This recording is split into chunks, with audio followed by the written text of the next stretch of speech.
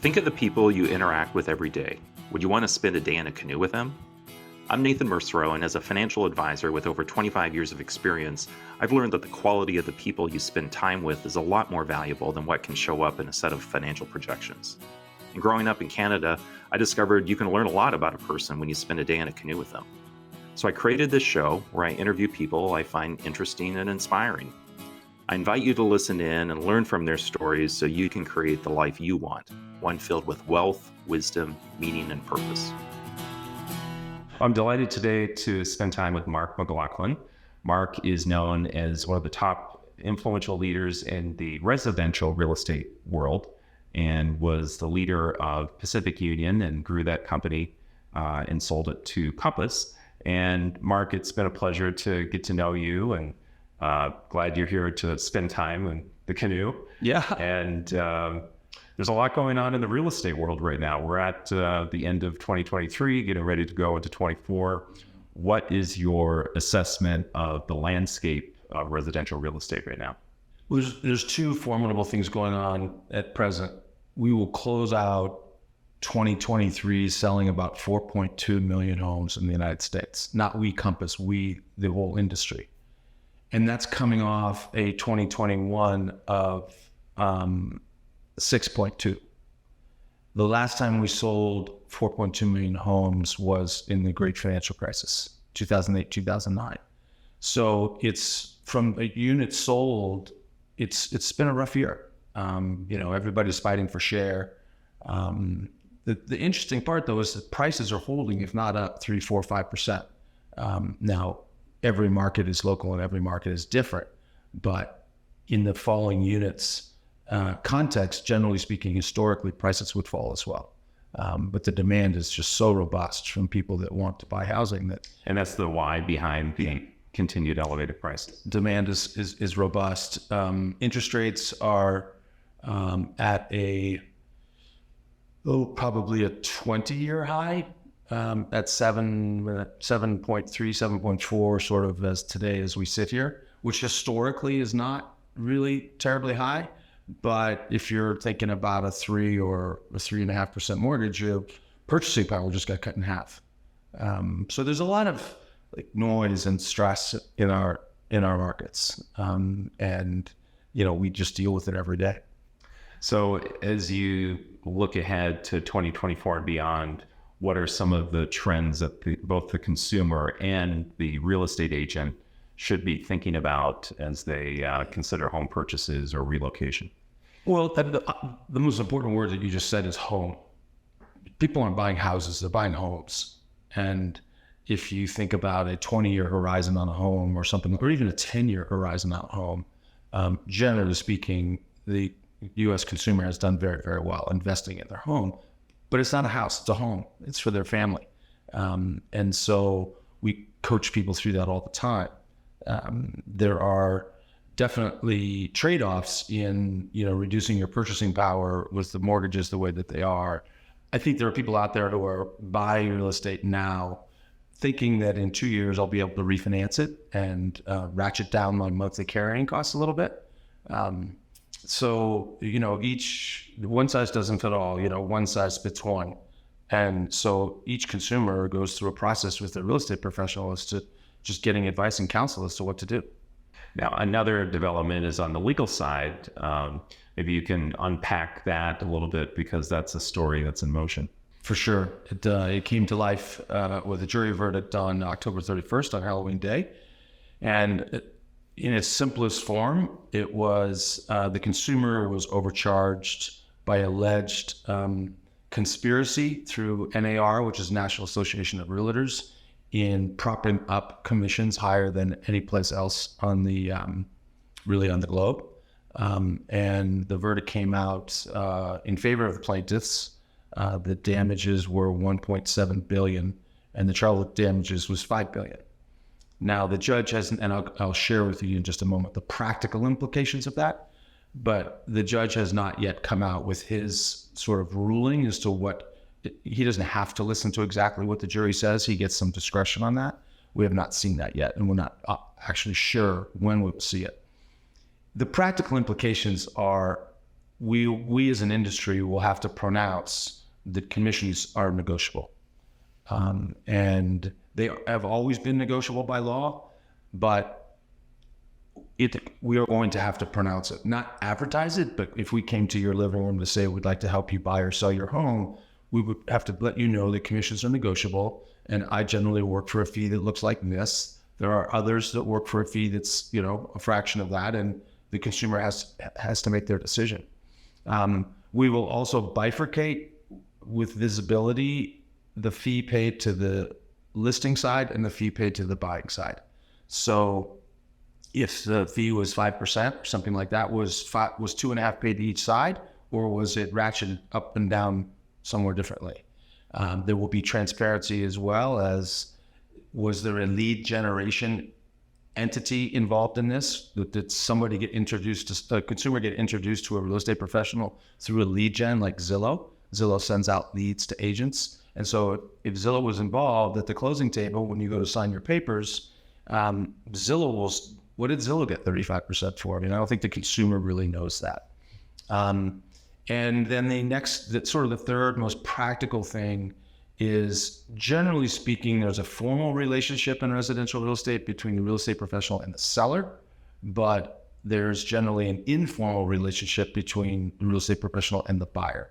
You don't really sign an agreement that I'm loyal and exclusive to you, but we think that'll be coming as well.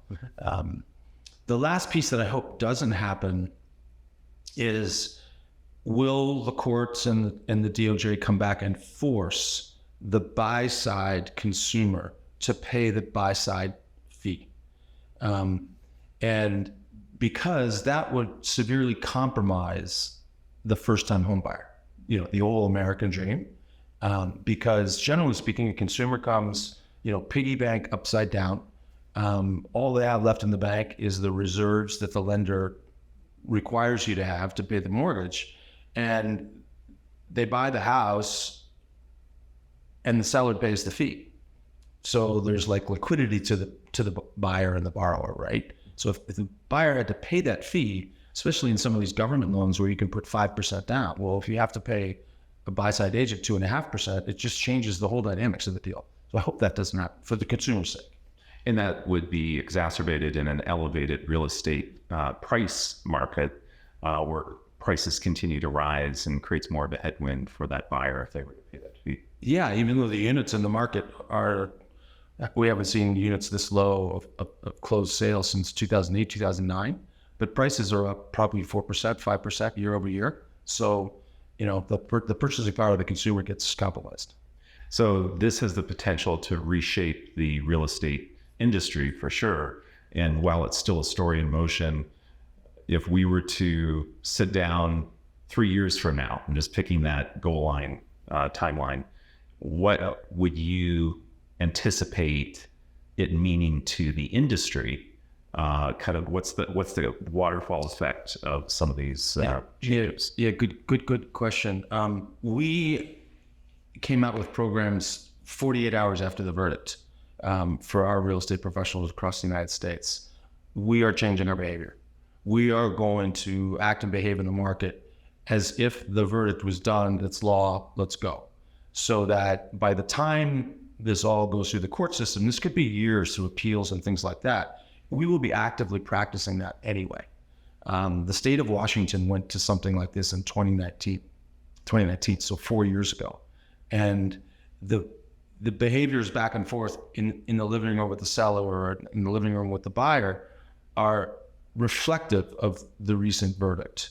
And yet everybody's still getting paid, homeowners are happy, home sellers are happy. So it's really, we're just changing our behaviors to map to the verdict. And that's a great example of leadership in the middle of change. Many times people think, well, if there's change, I've got to play defense all the time. But there's always opportunity to stand out, to take advantage of what's going on in a changing market. I know in our industry, in the financial services, many years ago, there was a fiduciary standard that was raised to legally serve the client's best interest. And even today, it's still a very small population of advisors, of which we're in that space.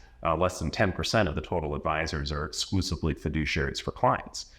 But what that does is really create a conversation and awareness about how to position yourself in the marketplace when you're guiding clients, also for clients to be aware of what their options are. And at the end of the day, it is what it is. And there's no downside when you think about just the ultimate progression, although in the short term, it certainly can be disruptive. In this context, in the residential real estate world, the good will become great through the leadership. To your example, is like we are now leading our way through this, as opposed to anxiously waiting for the definitive verdict and wait for all the appeals and things like that. We just brought up training programs to map to every one of those possible consequences. Now, you have a history of being involved in many entrepreneurial enterprises and initiatives, primarily focused on the residential real estate space. But take us back to once upon a time when you got the entrepreneurial itch. How did you even start to, consider going down a path of entrepreneurialism? Yeah, it's always been in my blood. Once I got my driver's license, I had a service to drive people to the airport using their car because I didn't have a car. But they'd come pick me up. I'd drive them to the airport. I'd drive their car home to their house and, walk or run or something back to my house and then go pick them up, just stuff like that. The Uber visionary. Right. In college, I was an athlete and at the University of California, Berkeley, but only the baseball, football, basketball, track teams got to use the gym. We didn't get to use the school's gym. So, and what sport were you focused on? I played soccer and lacrosse. Mm-hmm. The lacrosse team specifically commuted 15, 20 minutes whenever we needed gym access to this gym. And of course, after the gym, we'd stop by the local pub and have a couple beers. And we were all sitting around saying, well, why don't we just open a gym around campus? And, everybody can use it. Generally speaking, when you have ideas like that over a couple of beers, only one person really executes. And that was me. So I opened a gym in Berkeley in 1980, late 1980, just starting my senior year in college. It was called the student body. And it was for anybody on the campus who wanted a gym that couldn't access the school's gym. And it was incredibly successful overnight. So I opened a second one about in the next community over, probably 20-minute, 30-minute drive away, and a third one, and sold them in 1986. So just to pause on that time period, like what were you observing and learning? It's almost like this popcorn machine starts popping out this activity. Yeah. Like what were you seeing that became interesting, either observation that you kept with you or a tool that you learned to use from that early experience? That's an easy answer. I was effectively in the retail business because I had 3 places open from 6 a.m. till 9 p.m. And I was employing part-time students and things like that in all 3 of these locations. And I would not go into the retail business with that kind of a workforce again, because it's just, at 10 minutes till 6, the phone rings and, oh, I'm sick today, or, oh, this, and I can't, I'm hungover, whatever. And if it's just one store and we live nearby, it's great. But if you have 3 and they're 50 miles apart, it's not so great. So I just took note that, okay, don't go into another business in the future that's dependent on sort of a part-time labor force. Mm-hmm. That was the lesson. Did you have any mentors at early stage, either growing up or just even in that gym business that you tied some learnings to? My dad was with Xerox for a couple of decades. And so just sitting around the kitchen table at home, my sisters and my mom and I would listen to what was going on in his workday. And, I listened really well. And so he was probably the mentor that I had in my, sort of first 10 years with the fitness centers and shortly after that. That's great. So take us back to the timeline again of you put these gyms together, you ended up selling them. What was... That was in 1986. And I then, we sold them in 1986. I then joined my dad in a computer peripheral business where, back then it was the the PC that was the big box on top of the table, as opposed to the laptops that we carry around now. And it was an attachment that went with that would do engraving. It would engrave your name tag to go on your desk. It would engrave trophies. It would engrave, just anything you wanted to engrave. And I came on as a product manager, tried to transition the features and benefits of this machine to the sales organization to go out and sell it. And it was, fun. We had a fantastic run, but, I was a big fish out of a little pond. And that just sort of, I don't know, like I got to get out of here. I got to do something bigger. And so in 1991, I got into the commercial real estate business in a what's called a tenant rep firm, where you would represent a tenant to go and find space. And in 1991. So in 1994, we landed the Microsoft account to represent them all over the world except the United States. So I think we finished second. But that's where I really kind of cut my teeth on getting involved in the real estate business. And one of the lessons that I learned from the guy that recruited me to the business, he took me to lunch one day, and you see all those people running around the office in the beautiful suits with the shiny pen, they got a fast car downstairs. He said, when you close a deal, take 25% of your commission and somehow get it into the real estate business. Somehow buy a piece of real estate instead of just buying a faster car, a shinier, better suit, or a shinier pen. And when someone says something like that, you just have to stop and think for a minute, right? Yeah, and get your attention. Yeah. So at the time, my former wife and I were pregnant, and we were going to buy a house I had a condo as a bachelor. And there was a house in Tiburon that was $510,000, and you could move in and go to the movies and have a kid. And it's a tract home, and 3 doors down the street there was one for $365. And the turkey was still in the oven from Thanksgiving. It was gross. But it wasn't that big of a difference, right?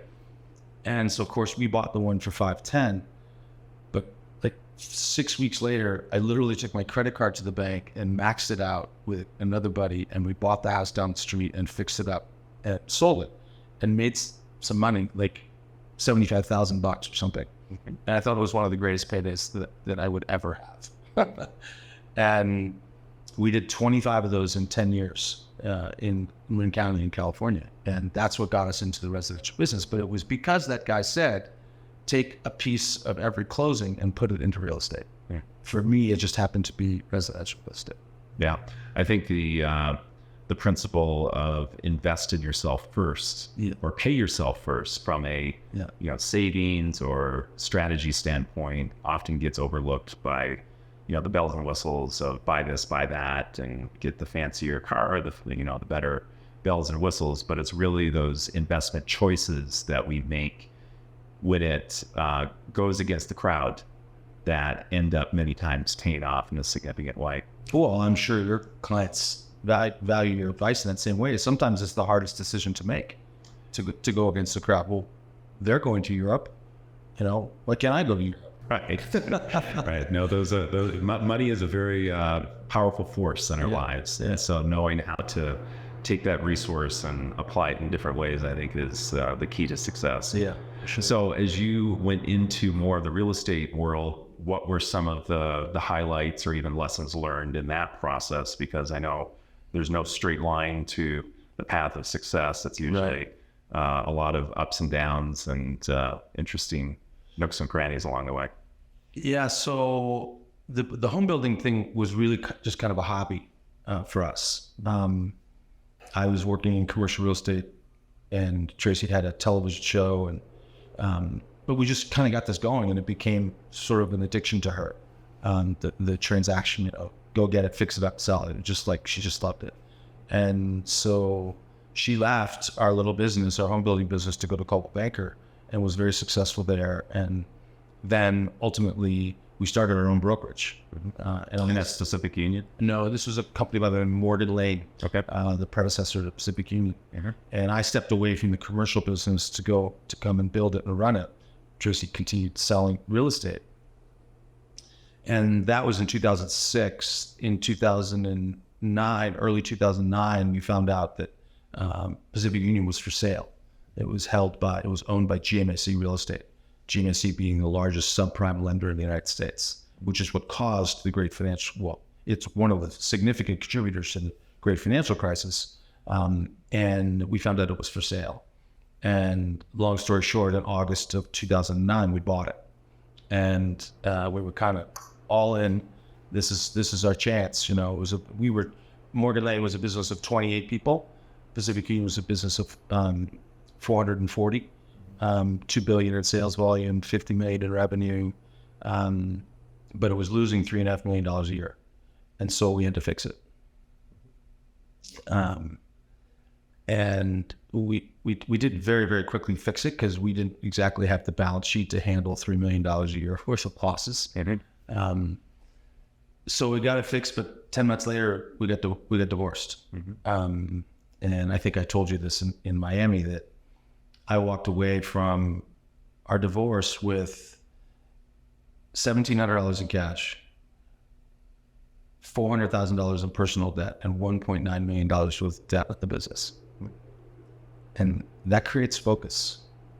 It creates intense focus because your back's against the wall and you gotta perform. Well, it's in those adverse times that your vision of what's important becomes crystal clear. Yeah. And I commend you for navigating that time frame, because that's one heck of a challenge to just have to pivot through that. And I think that the resilience that people have during those hard times is the foundation for what success and fulfillment is in life. And I think many times there's a focus on, well, I've got to, go through this formulaic, approach and, go to business school or do this, do that, when in reality, the school of life is the most direct and effective teacher that any of us could ask for. And I'm sure there's times when we're in that school that we don't think it's a gift, it's not good, but it's getting through it that is where the reward ultimately happens. Yeah, there's not an academic book in the world that could prepare you for that, I don't think. And the interesting thing is, in the residential real estate business, because units are off so far, a lot of brokerage companies are in the exact same situation that Pacific Union was when I bought it. Mm-hmm. And it's very stressful.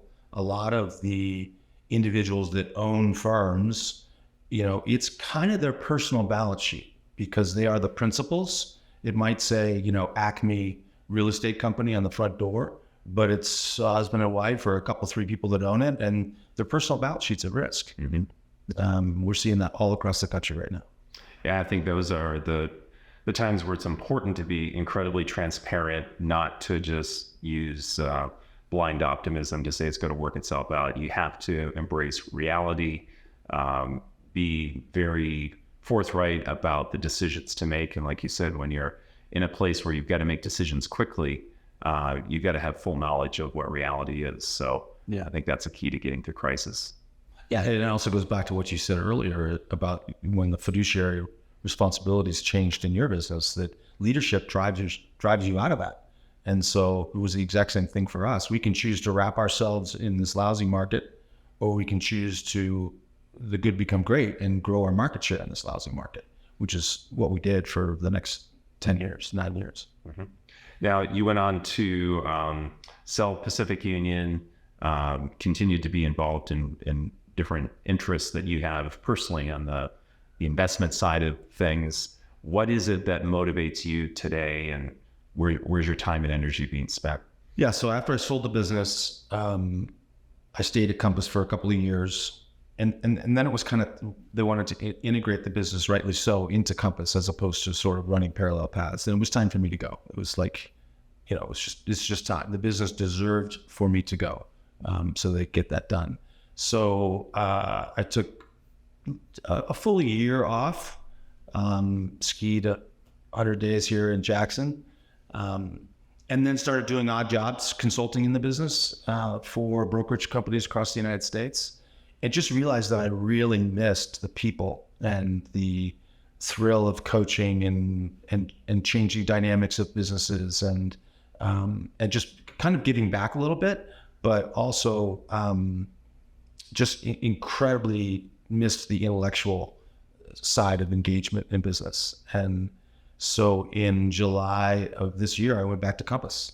I was the chief real estate strategist and helping them through a very, very difficult time in business. And before I got there, they took 40% of their expenses out of the business and are still thriving. 40%, from 1.5 billion to 900 million in expenses.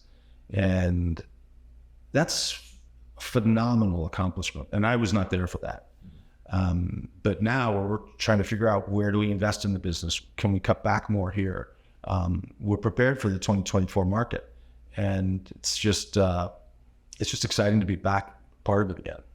That is exciting.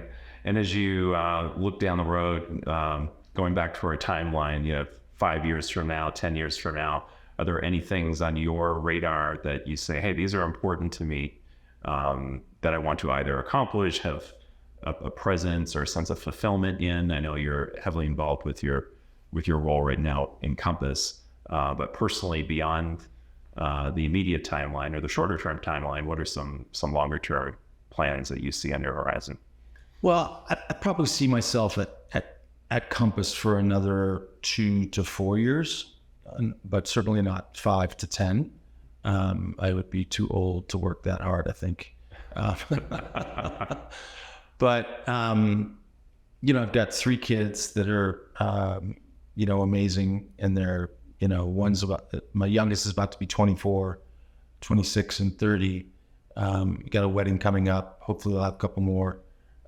So trying to do more and give more back to my kids. Monique is starting her new business, and, I'd love to just help support her in that. And I don't think I'll quit. I definitely won't quit being involved in the intellectual side of business. I just probably won't be in the operational side of business. Just there's better, smarter, faster people out there than me. So makes sense. Yeah, they'll get well. Yeah. Well, Mark, I want to thank you for sharing your story today. It's fascinating, and when you can look back and see those highlights, the ups and downs of what life brings, being able to embrace adversity, stand in a mindset of resilience, and then be opportunistic with hardworking decisions. I think that's a great formula that you shared today. Oh, thanks. It's been fun to be in the Canoe. Thank you for listening and tuning in today in a Canoe. We're thrilled to have you as part of our community. If you enjoyed this episode, please leave a review and share it with your friends and loved ones. You can subscribe to our YouTube channel or follow us on social media platforms by searching Day in a Canoe. We'll see you next time.